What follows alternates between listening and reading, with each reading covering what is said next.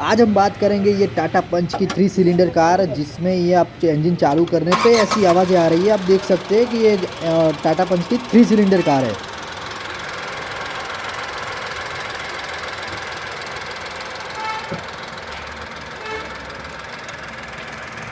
Engine noise बहुत ज़्यादा है इसमें। आप देख रहे हो कि ये गाड़ी भी वाइब्रेशन हो रही है, 3 सिलेंडर कार है तो।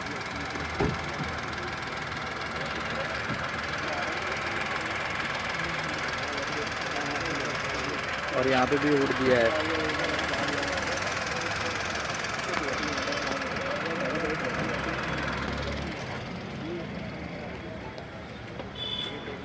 और ये एक्स्टर है 1.2।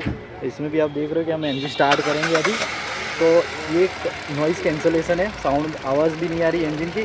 तो ये बेनिफिट्स है एक्स्टर में कि नॉइज़ कैंसलेशन भी बहुत कम है।